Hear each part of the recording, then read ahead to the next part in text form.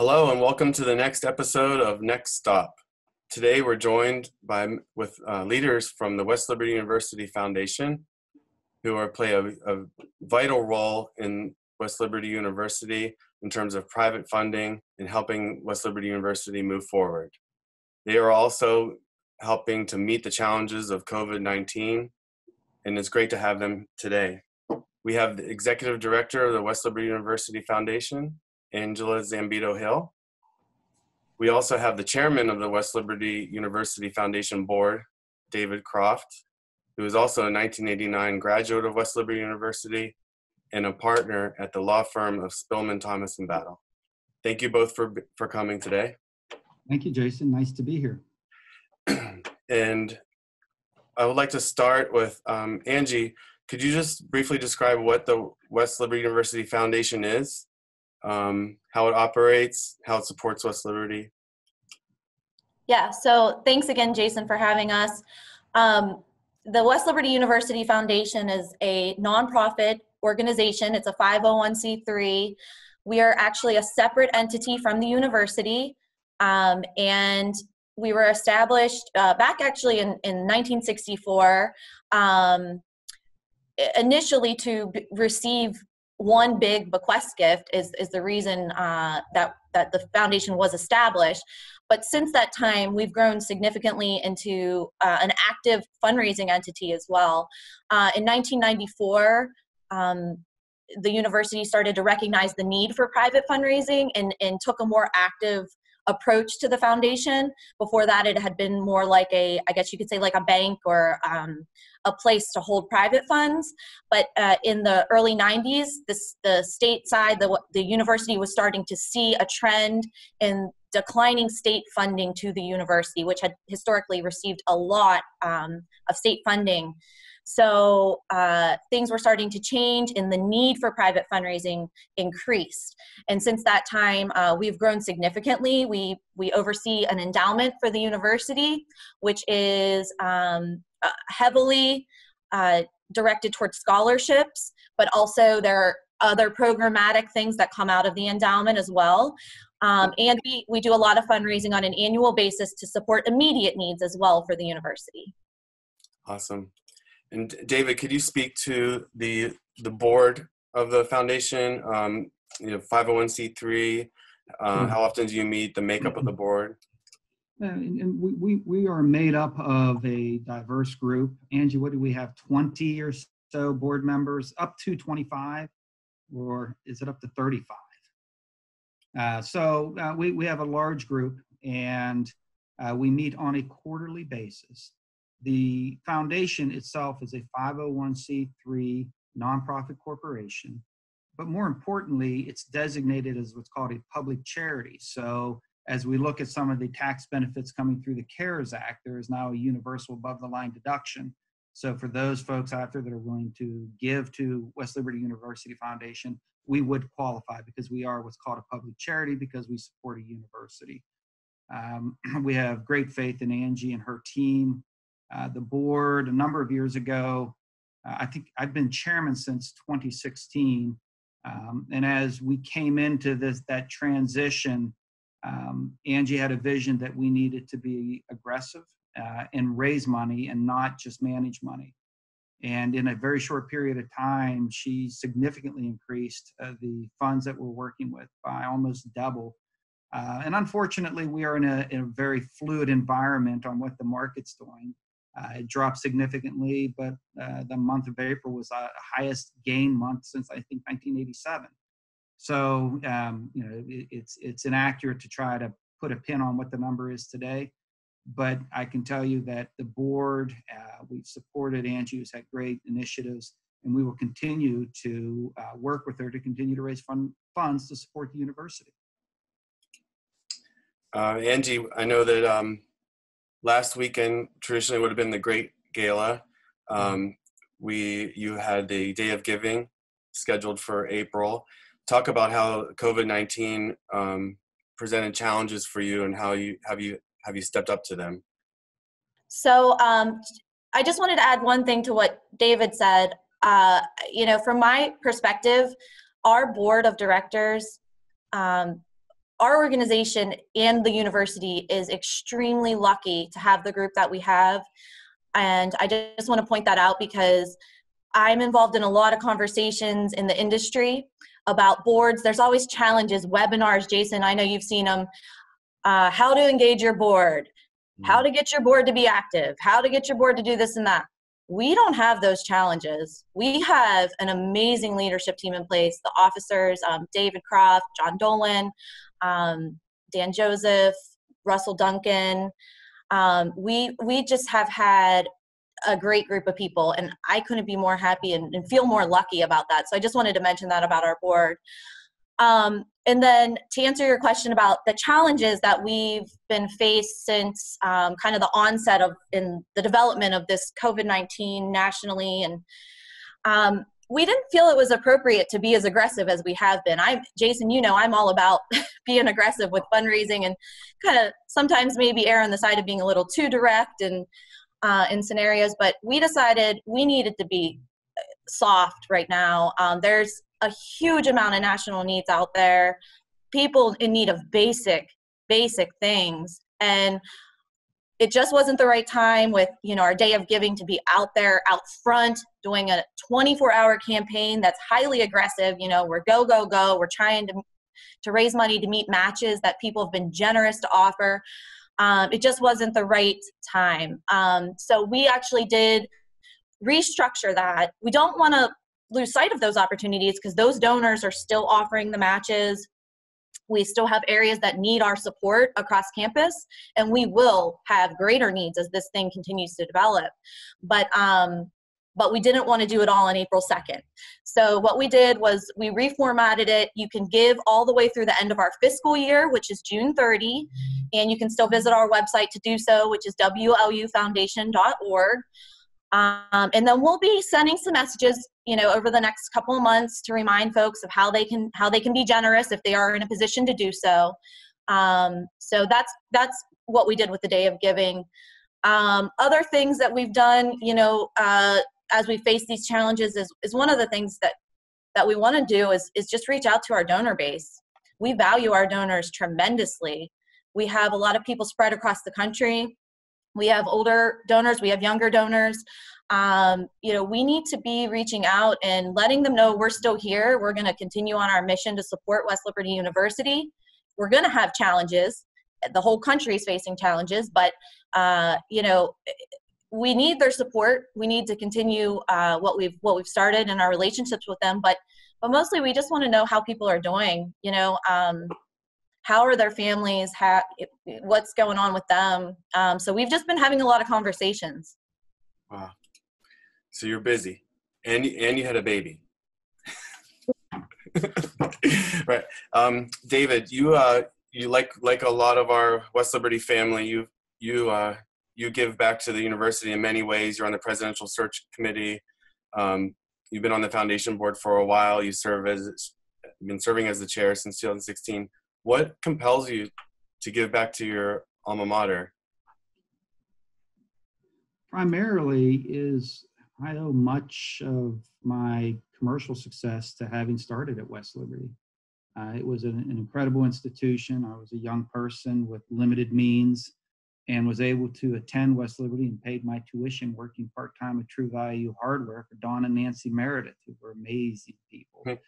And just by virtue, and you know this well, the state continues to cut the amount of money that is available to the university. And I feel compelled to do whatever I can at this station in life that I'm in to try to raise money so that the David Crofts that are attending now have some additional benefits that I didn't need because of the price of tuition. I won't tell you what I paid for tuition because it would shock the conscience of how low it was in 1986 through 89. But that's just not the environment we're in right now. The other reason that I support it is I believe in its leadership. I think Dr. Greiner has done an amazing job in bringing us forward. The one thing we see on our campus that you don't see on many campuses are things being built. We have the apartments being built. I drove to Drovers last Friday, and as I passed West Liberty, I went ahead and pulled in, and marveled at Campbell Hall and drove down to the athletic field, which is amazing. Although my wife said, "Where are the bleachers?" I said, "Jason's working on that." Yeah. So there's so many good things happening, and there's a real pulse there. And to the extent that I can get behind that rock and push with everybody else, I'm glad to do so. That's awesome. Angie, there are more ways to give back to West Liberty University than just a regular donation. Do you want to speak to that in case there are people out there who might not be aware of the different options there are in terms of plan giving? Yeah, so one thing I did want to just reiterate what David said about, right now we're in a tax year that we've just been, through the CARES Act, granted this opportunity for the $300 universal kind of deduction. This is actually something that our industry has been pushing since tax reform a couple years ago, because when people stopped itemizing at a certain level, some of those donations were cut out of the mix. So that's a really good opportunity for donors over the next tax year to be able to get a deduction for gifts up to $300. And then, yeah, we do a lot of work with donors in the plan giving arena. Donors come and, sometimes will just let us know that they have made arrangements or plan to make arrangements for the West Liberty University Foundation in their will, or maybe through another plan giving vehicle like a life insurance policy.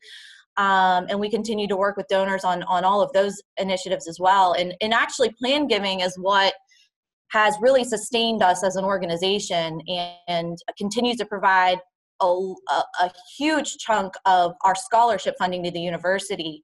A lot of times people can be a lot more generous in planned gift arrangements than they can, in their annual giving while they're here. So we work with donors to say, what's your vision, what's your legacy, and how can we help you fulfill that? We've had a lot of donors do scholarships for different types of students.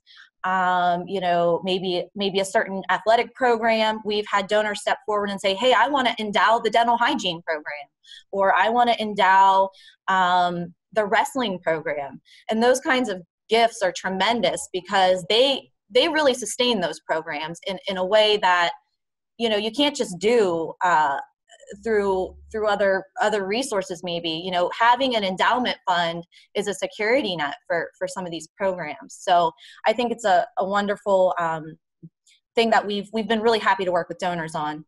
And then the other thing that I would mention is our online giving options are far more sophisticated than they were historically. We have very secure platforms on our website. You can actually do a monthly donation, which you can set up through your own checking account or a credit card. So like I do that for the cross-country program. So I give every month, $20, and it just kind of is like clockwork. It's not something that I even actually, after the first few months, notice because it's just kind of part of my budget. So that's really good, I think, for younger donors who have to really budget and feed their kids and plan for the future. For college and school, so that monthly option is really nice. I was walking with my 4-year-old. She was on a bike, and we were walking around the neighborhood, and I was scrolling on Facebook. I saw something that you had shared. It compelled me to give, and I was able to give online on my phone in Woodsdale. So that was pretty cool. David, you're on the front lines of a revitalized community. A lot going on in downtown Wheeling, especially. What's the significance of the West Liberty University Foundation having its office now in downtown Wheeling? Well, primarily visibility. We are seeing a significant revitalization of downtown, and it would be a shame to have people and businesses come to downtown Wheeling and not have some exposure to the foundation.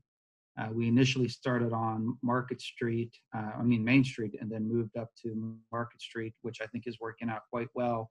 We have expanded facilities. We're working actually with the mayor of Wheeling, especially in that space. And I think the visibility is going to benefit the foundation in the long run. And we're just at the front end of the redevelopment of downtown Wheeling. Needless to say, we're in a bit of a hiccup for now, but buildings are going to be built. We're going to see Center Wheeling continue to develop. We're going to see the petrochemical industry pick up some steam. It's delayed, but it's going to happen. And so I think the foundation is positioned very well to benefit from that growth. Angie, can you speak to that as well? How is it to work in downtown Wheeling? It's great. I'm a lot more efficient. I can go over across the street to see David and get a signature. I can go to West Banco and get some stuff done pretty quickly there. So from that standpoint, I mean, our job is to interact with the community and our community of donors. So, you know, there are times where it makes a lot more sense to be on campus. You know, we have alumni coming back for things who want to meet and talk about a gift. And so I'm on campus a lot, you know, usually a few times a week. But the downtown office is really great for, as David said, visibility, but accessibility too for our donors and our board members. We tend to have a lot of meetings in that space. And some events, we've had a few events too. So it's been a really great asset for us. And speaking of events, I know you had you were part of a really successful event, what'd you call it, a Delmarva reunion in December. And I know things are put on hold now, but talk about, if there are people watching now who aren't from this community, what kind of things do we do in normal times as far as engaging alumni and informing people about how they can give back to West Liberty? Yeah, so the foundation works in partnership with the alumni office of the university to have and host events to bring people together, give opportunities for them to be generous. You know, one of the things that I was always surprised to hear from alumni is, you know, I would love to be generous or give back to a certain program, but I've never been asked. They want to be asked. And, you know, I think that's sometimes a misconception. You know, oh, you don't want to ask for money, or, you know, they just want to get together and have a party, or, you know, it's all about socialization, when really alumni, a lot of at least the West Liberty alumni that I've met, they want to give back. And that's huge. They're looking for opportunities. So getting people together in chapter scenarios or even reunions, we've talked about different setups for reunions to go, you know, maybe it's bringing them on campus, or even affinity-based type reunions and things like that. But it's a really important thing, because that's our base building. Everything that we do really depends on the strength of our alumni base and the ability of the alumni to step forward in some capacity. Maybe they're not in a position to be generous or give lots of money, but they could be an advocate and share and spread the word, or help us get groups together. We have plenty of alumni who are helping with letter campaigns, or spreading our posts on social media and those sorts of things as well. So it's really important to keep those kinds of efforts going. We can find new donors. At the Delmarva event that you mentioned, we called it the Chesapeake Alumni Reunion. We had a big donor, a big supporter, an alumni, Andy Pasden, hosted at his house in Cambridge, Maryland. And, you know, it was about getting people together first and foremost, and reuniting and bringing Dr. Greiner to them to talk about what's going on campus. It was such a great group, but I was so surprised. I mean, I didn't know a majority of people, and that's rare. I mean, you know, to meet new people that are coming together for the first time, and they just really hit it off. It was a great vibe the whole weekend, and we had a very successful event there. Yeah, I think that I can speak to this too, where, you know, you have their big D1 schools that have huge offices and big foundations, and there are a lot of struggles with a lot of things that we do at West Liberty because we're small, but then there are also advantages. And I think one of them is the proximity that we have to connectors. So like, I see the foundation board as not just people who donate or give their time for meetings, but they're often just networking, not just for, oh, I found a donor, but also like, hey, I found someone who has an idea for a new major, or those type of things. So David, last question for you. As far as being a member of the foundation board, it's not all about just giving money, right? There's other things that you're seeking for as far as members of the board. Well, sure. I mean, money is a component and a bit of a driver, but it's about community. It's about ideas. It's about trying to provide support to education. Our board is made up with a variety of professionals and people of varying backgrounds. And so when we have a chance to meet with you and Dr. Greiner, you have a complete group of people that can add different input and different thoughts on the direction the school is going. We had a retreat last year that was really beneficial that Angie put together that allowed us to get to know each other better as a board and to set a clear goal of where we're going forward. So the board is more than just dollars. I mean, I consider the board in a partnership with the university to try to raise education on the Hill. Awesome.